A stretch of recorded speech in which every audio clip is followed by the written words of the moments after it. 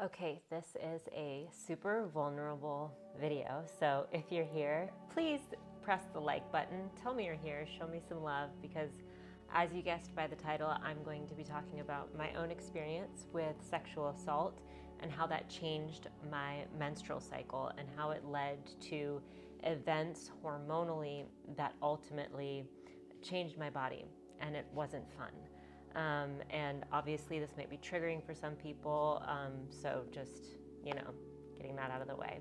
And I'm talking about this because not a lot of people are talking about the physical hormonal changes that happen with sexual assault.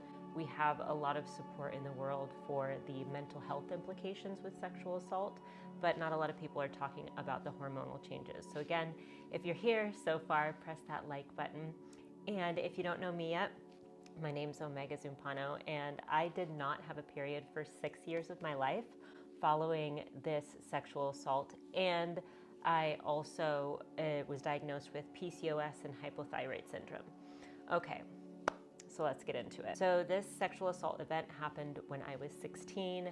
I had symptoms of PCOS but didn't know it prior to this. So I had hyperpigmentation on my skin. I have this hyperpigmentation on my arm here that you can see, but I had what was referred to, what I learned later, was a pregnancy mask around my face, which is where the skin just like darkens up like this, just around the face. So I had that pre-existing, but I still had regular periods.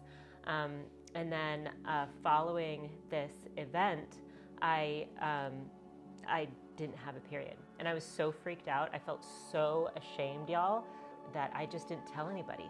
And I waited it out. I didn't know it was gonna happen, but like 2 months passed, 3 months passed. I wasn't pregnant. I wasn't feeling pregnant. I wasn't looking pregnant. So I figured, hey, I'm not pregnant.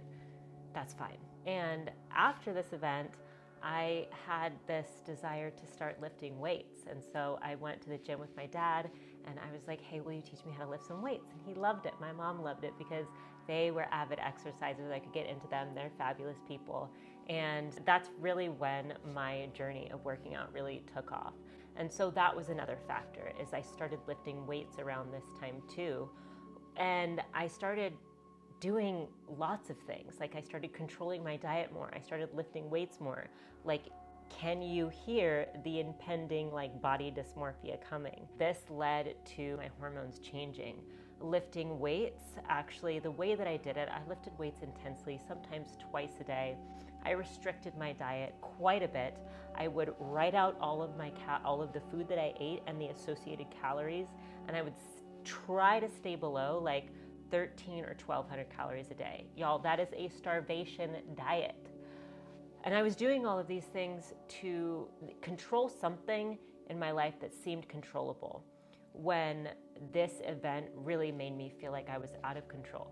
I didn't have control over my own body, right?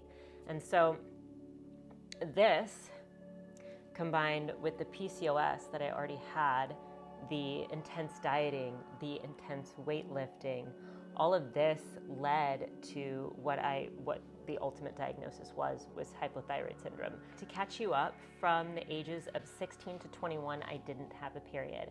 And then at the age of 19, I was finally diagnosed with hypothyroid syndrome.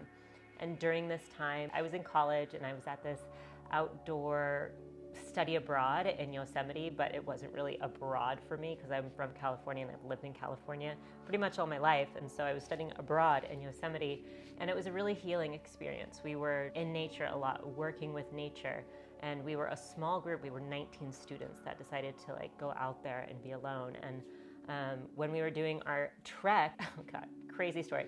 We trekked in the snow. We trekked 6 miles in the snow. It had blizzarded the day before.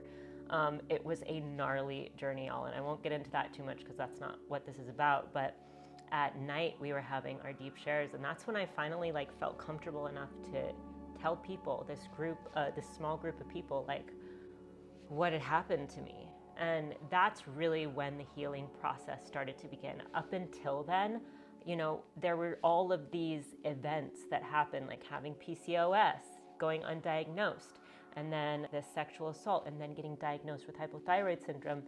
It was all my body crying out for help. And finally, after that, I started getting the mental health help that I needed to then start taking care of my body again. But the healing process is not linear, as all of us know that have ever had a healing process. So for me, shortly thereafter, I decided to go into bodybuilding. And I spent a couple years doing that on and off, and I didn't have a period then too.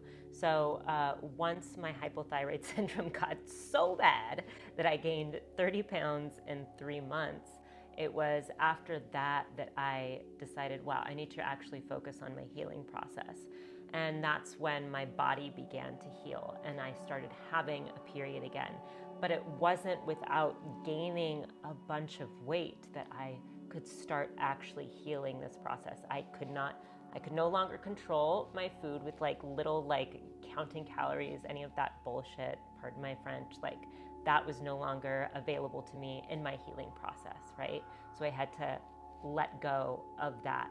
I could no longer lift weights. That was also a part of my healing process, is no longer wanting to build this barrier between me and the world. No longer feeling like I had to be stronger than anybody or could fight off people. Obviously that wasn't a conscious thought in my head, but very much building this barrier between me and other people was definitely in my accessible subconscious, I'll say. So this healing process began to take place. I started to have a period again. And then I would start dating again too. So I didn't really date anybody from the ages of 16 to 21. And when I was 21, 22-ish, I started dating again. And every time I would get into a guy, I would have a period. This is gonna sound so crazy. I would I guess for lack of a better term, fall in love with somebody, and then I would have a period. And then that would fizzle out, and then I would fall in love with somebody else, and then I would have a period, and that would fizzle out. And then I fell in love with this person that I was in love with for a couple of years, and I, started having a regular period. And I don't know what that's about, but I do find that safety, that love, that sense of belonging and trust was really, my hormones were responding to that. And it was those relationships, those flings, whatever, was definitely a part of my healing process for my hormones and my femininity as well. So I think one of the important things to realize here is that there were multiple factors happening, right?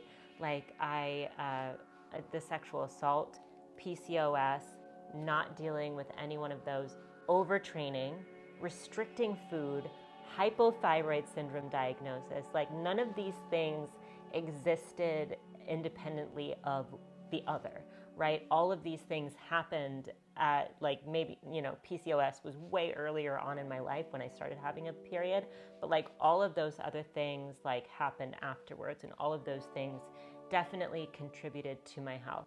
Hormonal issues are not foreign to me at all. And I have conquered hypothyroidism. I'm no longer hypothyroid. I've conquered PCOS. I no longer have PCOS symptoms except for hair on my chin, but I'll take it, whatever, I'm fine. And, if you are going through any of these things, either PCOS, hypothyroid syndrome, or, a victim of sexual assault, know that all of these things are conquerable. And through you being courageous and being brave enough to heal, your body will heal itself. You have all the tools within you to heal yourself. And what I can tell you from experience is that all of these things are conquerable. It is through our own courage and our own love of self and our own compassion for ourselves that we give ourselves the opportunity to heal. So if you are suffering with hormonal issues, or if you are suffering from sexual assault and the things that happen after that, know that you're not alone and you can reach out, right? I am reachable. I'm an actual human. You can DM me on Instagram. I do check my Instagram messages. It is me on my Instagram channel. And if you got something out of this video, I would so appreciate you to comment below. Either give me love, because this was vulnerable to post, or if you have questions or if you have your own story to share, know that this YouTube community is a safe space for you. And thank you so much for watching, and I will see you in the next video. Bye.